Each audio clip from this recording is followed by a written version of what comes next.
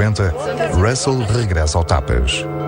Na mesma noite, do outro lado da aldeia de Luz, a família Smith, 4 adultos e 5 crianças, acaba de pagar o jantar no restaurante Dolphins. O talão do cartão de crédito foi emitido às 21h27 do dia 3 de maio. Os Smith vão beber um copo ao bar Kelly's. Não demora muito. São cerca das 21h50 quando se encaminham na direção da urbanização Estrela de Luz. Quando atravessam a rua 25 de Abril e chegam à rua da escola primária. Percorreram 30 metros e cruzam-se com um homem que transporta uma criança ao colo.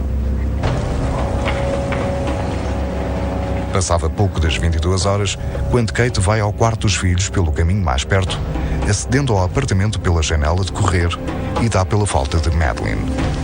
Garante que a porta e a janela do quarto tinham sido abertas. Larga tudo, deixa os gêmeos, que continuam a dormir, num quarto com a janela aberta e dirige-se ao Tapas Bar para dar o alarme. É aqui neste ponto que parte do comportamento da Kate McCann naquela noite, na noite 3 de maio, se torna incompreensível. Em vez de parar neste ponto e daqui, no ponto aqui próximo, daqui de gritar para quem estava no restaurante onde estava o esposo, o que ela faz é descer estas escadas e, pelo passeio, percorrer uma distância que é certamente o dobro da distância daqui até ao restaurante, que se situa aqui a cerca em linha reta, a cerca de 50 metros.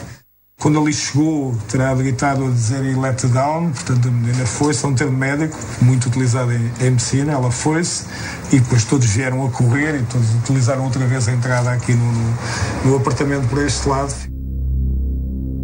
Havia muitas contradições. A mais evidente era estar alguém naquele quarto quando Gerald entrou. Se não entrou, só espreitou, também tem que se levar em linha de conta com aquilo que o raptor possa ter pensado.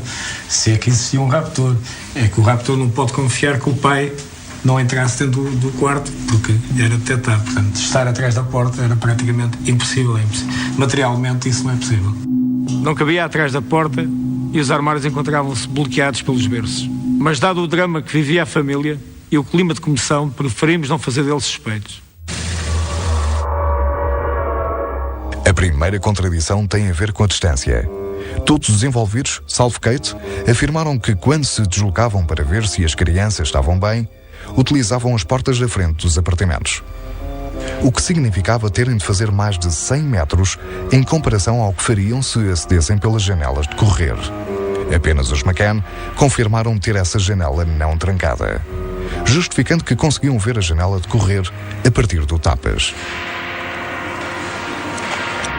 Não se percebe que fizesse mais 100 e tal metros para ir ver os miúdos quando tinha um caminho mais curto. O pai de Madeline disse que quando foi ver os seus filhos estava apressado para ir à casa de banho. No entanto, foi pelo caminho mais longo. Vejamos no mapa. A linha amarela é o caminho feito até às portas de correr. A linha vermelha é o caminho que todos os pais afirmam ter feito. Sensivelmente o dobro.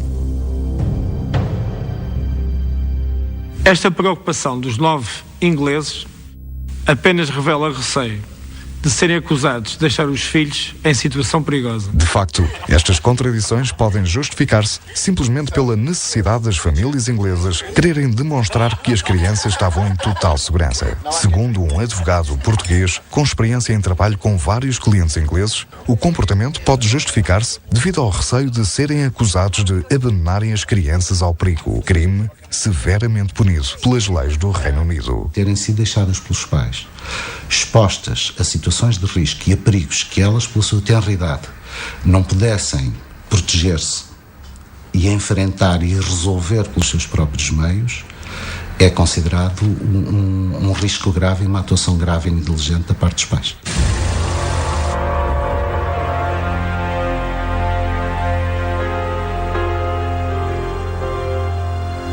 A segunda contradição importante é dada pelo depoimento de Jane Tanner, que afirma ter visto o raptor.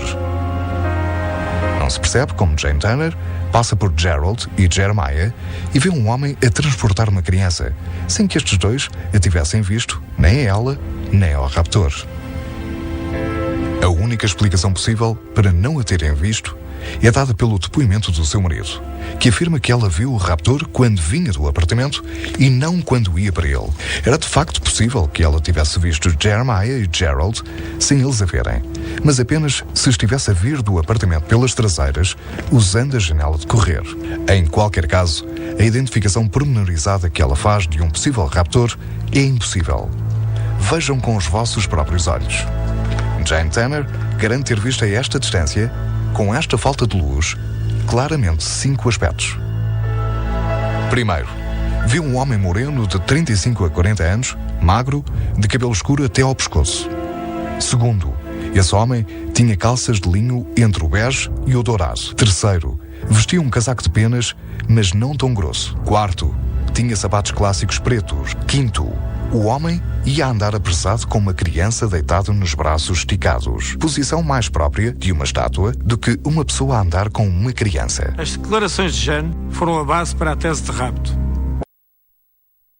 Mais tarde, para a polícia inglesa, eram de valor duvidoso. Como é possível ver tanta coisa àquela distância e com aquela luz? Como é possível que Gerald e Jeremiah não tivessem visto Jane, nem tivessem visto o raptor? Este avistamento tem ainda um outro problema. Jane vê o alegado raptor a cruzar a rua Agostinho da Silva e menos de 30 minutos depois, a família Smith vê também um homem com uma criança ao colo na rua da escola primária, do outro lado da vila, e a deslocar-se na direção contrária ao homem que Jane diz ter visto. Temos 2 avistamentos de potenciais raptores. O problema é que o avistamento do Smith não confirma a visão de Jane Tanner, na hora e na direção seguida. O homem que o Smith vê está do outro lado da vila. Dirige-se para a zona da praia, transporta a criança ao colo e não com os braços esticados. Mas pelo aspecto físico, podem estar a referir-se à mesma pessoa. Mais adiante, veremos a quem e quem mente. A terceira contradição dos testemunhos é-nos revelada pela janela. Se às 21h20, Jane vê o raptor com a criança e Kate, quando dá pelo desaparecimento de Madeleine, repara que a janela do quarto das crianças fora totalmente aberta, por que razão Russell e Matt, que vão verificar os apartamentos depois das 21h20, não veem a janela aberta? É totalmente impossível. A janela é a prova da veracidade dos testemunhos. Se a menina foi raptada pelo homem que a Jane diz ter visto às 21h20, então a partir daí a janela estaria aberta. Matthew diz ter estado dentro do apartamento e não ter visto a janela aberta, de onde se conclui que a janela só foi aberta depois do pesadelo ao rapto. I have been in touch closely over the last few days with cabinet ministers here in Portugal, with the Prime Minister's office and with the Portuguese police authorities. Mais de 350 pistas foram testadas. We have a very strong sighting that Madeleine McCann was seen in Morocco 12 days ago. A Polícia Judiciária diz que as próximas horas podem trazer novos desenvolvimentos. Robert Murat é constituído arguido depois de um longo interrogatório nas instalações da Polícia Judiciária em Portimão. Foi constituído arguido um indivíduo do sexo masculino com 33 anos de idade e residente na zona dos acontecimentos, o qual foi interrogado nessa qualidade, não tendo sido recolhidos elementos de prova que fundamentassem a sua detenção e posterior interrogatório judicial. When I actually had a chat with him, he said that he admitted that he was just a local guy, that he spoke fluent Portuguese and English, and that he just volunteered to help the police with their investigation. I found it very fishy, and he was very chatty and trying to maybe emphasise some of the parts of the investigation, such as, oh, maybe she's gone to Spain, maybe it's too late, that sort of thing.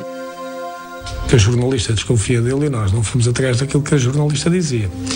Nós fomos atrás da análise dos factos, foram analisados os factos daquilo que efetivamente aconteceu e atrás de um testemunho de que para se credibilizar, para se avançar com a tese do rapto, tinha que se credibilizar esse testemunho, o testemunho de Jane Tanner, porque senão a tese do rapto morria logo pela base. No fundo era aquela grande o grande fundamento do rapto era o que essa testemunha teria visto, um homem com uma criança ao colo a caminhar em direção à casa de Roberto Murat.